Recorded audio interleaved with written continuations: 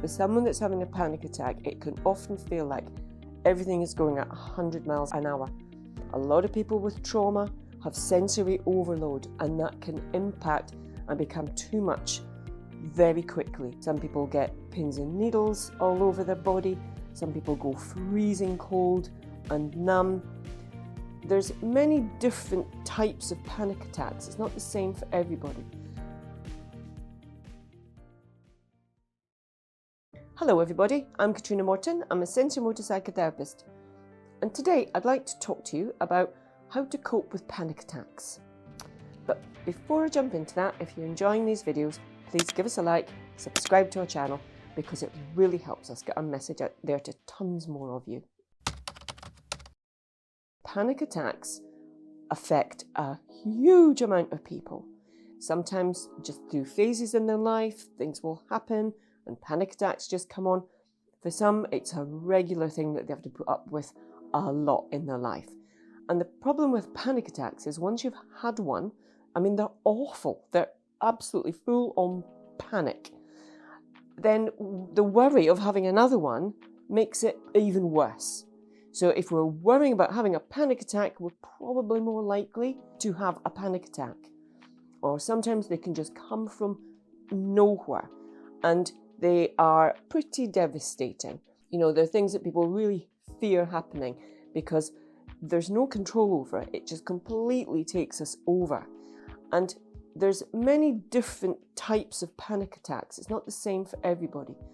Some people will have the kind of gasping for air in their breath, and they feel it, and you can see that in people, that it feels like they just can't get enough breath in.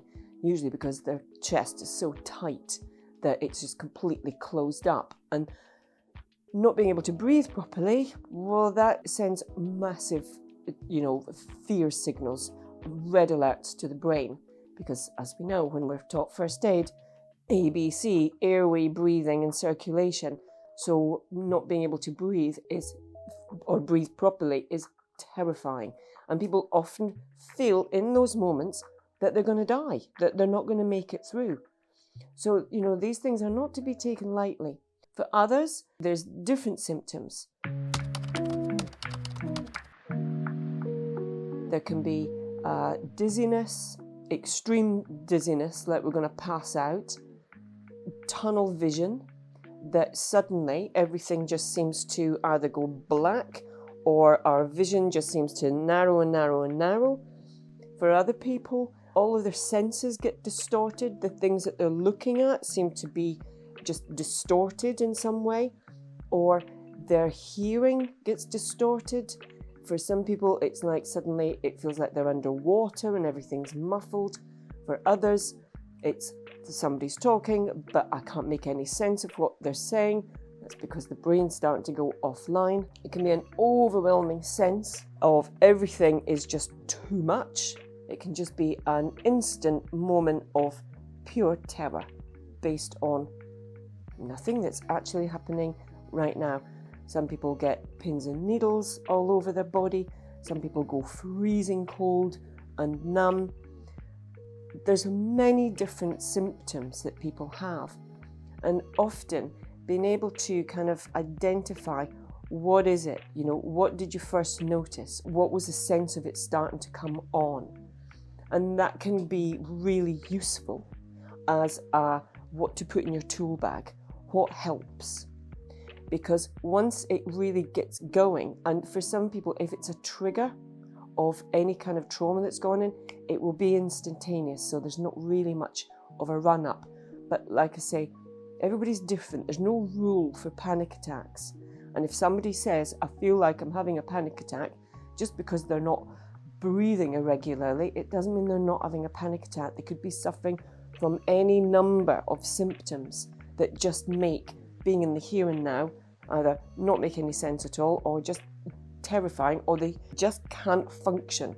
They can't do what they want to be able to do. They're kind of frozen in time. And for all of those things, then there's help needed. For the people whose breath goes, it kind of falls into two camps. Either it's really quick and useful to get your breathing under control. For others, it's like, don't ask me about my breathing, don't make me focus on my breathing because I'm not breathing and it's making it worse, and that can increase the panic. And it's kind of trial and error. What works for you, or what works for someone you know that's having a panic attack? And if it's breathing, then it's no good just saying to someone, because they're offline, breathe. And what does that mean? They are actually breathing, but they're not breathing in a way that's helping. They're taking or trying to take in too much oxygen, and they're getting dizzy, lightheaded, and it's making things worse. If you're going to do anything with your breath, it's focus on the out breath. There's a reason that if an ambulance is called to somebody having a panic attack, we'll give them something to breathe into, a paper bag, something, because it reduces the amount of oxygen that's coming in and increases the carbon dioxide. And so it slows that process down. But if you can just get someone, if they're okay with it, breathe with me, or if you know that this works for you, just learning to extend your out breaths. And at first it'll be like hardly anything at all. Okay, if it's a 2, can you get it up to a 3? Can you get it up to a 4? The in-breath will take care of itself. It's the out-breath that is the one that really needs to focus on. If you can do that with someone and they're able to do it with you, it's like, breathe with me, we're going to breathe out. It helps often, because they're offline, remember, they're not thinking straight, to just see someone do it and copy. It's like, do it with me, just breathe out. There you go. The in-breath will take care of itself, and another one out. The most important thing, obviously, to say if you're with someone that's having a panic attack, stay calm. Do something, but stay calm. Let them know you're there and be reassuring.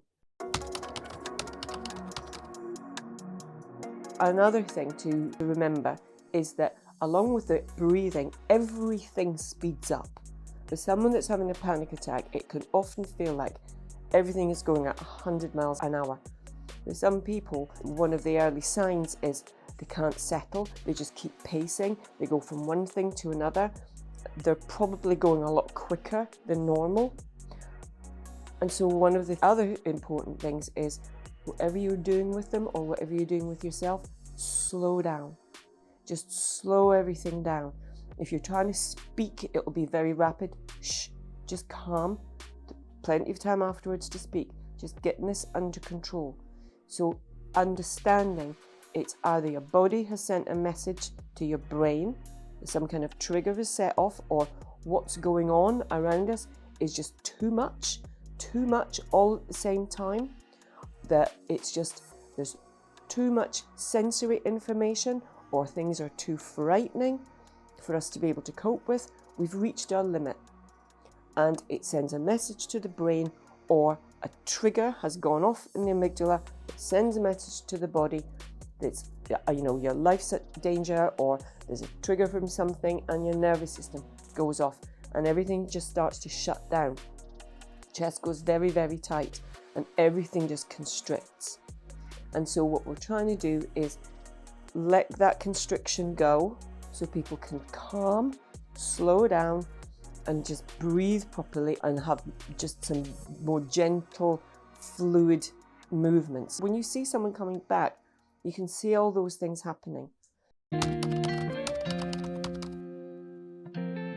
Now, when our senses have gone and everything's just feeling like it's just going around us, then the other thing that we need that can be very helpful is finding something solid. Their legs will probably have gone wobbly anyway. Find something solid to sit on. Be aware of your feet on the floor. Press your feet into the floor.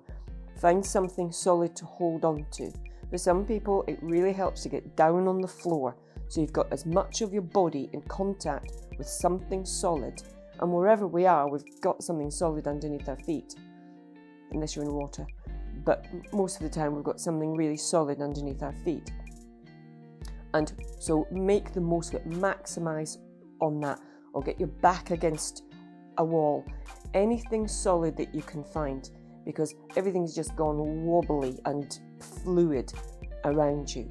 If it's too much sensory input, which can be the case for anybody with autism, a lot of people with trauma have sensory overload, and that can impact and become too much very quickly. So we need to reduce the sensory overload, get them to somewhere quiet, get them to look at something, preferably natural, that's very static. The use of senses is really good because it's a very quick thing to kind of engage with the present moment experience. So if you do know someone that has panic attacks or you have them yourself, often just carrying something, a little bottle of essential oil, give an immediate hit of, oh my God, yeah, that's the smell. And it really helps the brain and the body connect through a very simple way. So touching solid things, smelling things, getting the breath under control, slowing everything down. These things are really important. If you're with someone, check out, is it okay for you to be near them? And sometimes, without asking them a question, you might just kind of, if you can, make eye contact with them and kind of, am I okay to be here? Because for some people, it's like they need to be left alone. And so just letting them know you'll be nearby, you're there, you're not abandoning them, but you're giving them space. Because for some people, the thought of having other people's eyes on them when they're experiencing this, it just adds another level of panic. If you know someone needs to be left alone, then give them space and let them know you're giving them space, and keep other people away from them. Give them what they need in order to be able to just settle themselves and calm. And they're offline. I know I keep saying that, but it's really important to remember they can't think. So don't ask any questions. If you're going to get someone to do something with you, be calm and be quite firm. Okay, we're going to breathe together. Or you're okay. It's all going to be fine. I'm here. We're here. Let's sit down on the solid ground. Let's just slow everything down. Look at this. Sniff this. So you're being firm, gentle, and very reassuring. You know, if you're with someone with a panic attack, have it in your head, I'm going to get them back. It's okay, I'm going to get them back. And you'll see them starting to calm down. If our nervous system goes off, if you know that you're somebody that panics when something starts to go wrong, step away and try and get someone else in, or just say to them, look, sit down, give them some gentle, firm instruction, but take yourself and your nervous system out of the equation. Nervous systems are brilliant at kind of tuning in to other people. So if you can go in with a calm nervous system, the other person feels it. You're okay and they're going to be okay. And everything just settles. So as much as you can, use your calm, settle your nervous system, have that belief, I'm going to get them out of this. It's going to be fine. You're going to be fine. Everything's going to settle. So I hope that's helpful, both for people who have panic attacks and if you're ever with someone who's having one. Just having a couple of simple things to do, it helps you and it helps that person. So I really hope this has been helpful, useful, interesting. And if you've enjoyed this video, please give us a like, subscribe to our channel, and I'll look forward to seeing you again very soon. Bye.